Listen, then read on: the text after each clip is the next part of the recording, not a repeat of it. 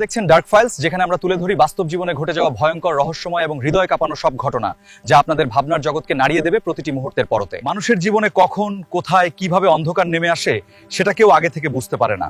কখনো বিশ্বাসের মানুষই হয়ে ওঠে সবচেয়ে ভয়ঙ্কর অপরাধ। আর আজকের ঘটনাটিও ঠিক তেমনই এক বাস্তব কাহিনী। এই গল্প শুধু বিনোদনের জন্য নয়, বরং আমাদের সতর্ক করার জন্য।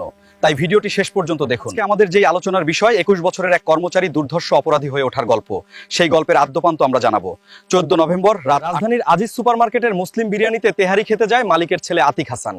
কথা ছিল খাওয়া শেষে বাসায় ফিরবে আতিক, কিন্তু সেই থেকে নিখোঁজ আতিক। একমাত্র ছেলেকে খুঁজে না পেয়ে দিশেহারা বাবা বাবুল হোসেন পুরো এলাকা তন্ন করে ঘুরে ঘেটে দেখেছেন সিসিটিভি ফুটেজ, তারপরও খোঁজ মেলেনি আতিকের।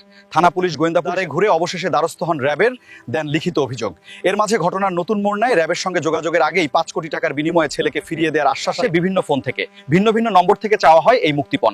পরে সেসব জায়গার সিসিটিভি ফুটেজ সংগ্রহ করা হয়। দেখা যায় ফোন নম্বরগুলো ছিল একাধিক রিকশা চালকের। কয়েকজন রিকশা চালককে আটকের পরও খোঁজ মেলেনি আতিকের। 5 কোটি টাকা থেকে মুক্তিপণ নামে 5 লাখে এসে ঠেকেছে। তাই মুক্তিপণের টাকা নিয়ে আসামিকে ধরতে ফাঁদ পাতে র্যাব উত্তরা পল্লবী এলাকা জুড়ে। একাধিক জায়গায় অভিযানের পর কারওয়ান বাজারে সন্ধান মেলে অপহরণকারীর। বেরিয়ে আসে থলের বেড়াল। দেখা যায় অপহরণকারী নিখোঁজ আতিকের বন্ধু ছিল, যার আসল উদ্দেশ্য ছিল মুক্তিপণ আদায়। বাবারই দোকানের কর্মচারী তারেক।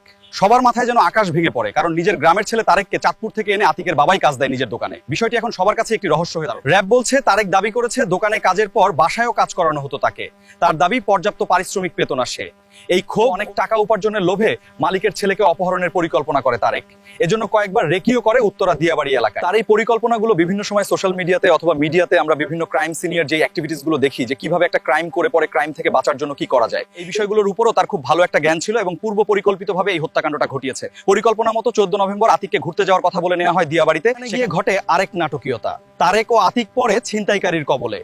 সর্বস্ব লুটে নেয়ার পরও আতিককে নিয়ে বাসায় ফিরতে চান না তারেক। তারেককে সন্দেহ করে আতিক। পরে আতিককে গলায় শার্ট পেঁচিয়ে শ্বাসরোধ করে হত্যা করে তারেক। মৃত্যু নিশ্চিত করে খালের ভেতর মরদেহ ফেলে ফিরে আসে। তার পরিহিত যে সাদা শার্টটা ছিল, এই শার্টটা খুলে ফেলে, খোলার পর সেই শার্টটা পেঁচিয়ে বেসিক্যালি শ্বাসরোধ করে ভিকটিমকে হত্যা করে। এখানেই শেষ নয়, হত্যার পর এবার নতুন নাটক শুরু করে তারেকের পরিবারের সঙ্গে মিলে খোঁজা শুরু করে তারেক। একই সঙ্গে মুক্তিপণ আদায়ের চেষ্টাও চালাতে থাকে সে। বিভিন্ন রিকশায় ঘুরে ঘুরে রিকশা চালকদের ফোন দিয়ে ভিন্ন কনিকের বাবাকে ফোন করে মুক্তিপণ চায় তারেক। তবে শেষ রক্ষা হয়নি, ধরা পড়ে র্যাবের জালে। তারেক ছাড়াও 2 ছিনতাইকারীকে গ্রেফতার করে র্যাব, কিন্তু এখন পর্যন্ত হত্যার সঙ্গে ছিনতাইকারীদের সম্পৃক্ততা পাওয়া যায়নি।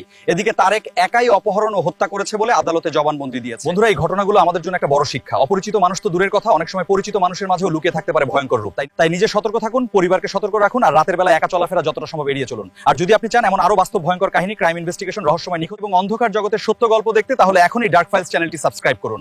এমন সব রহস্যময় এবং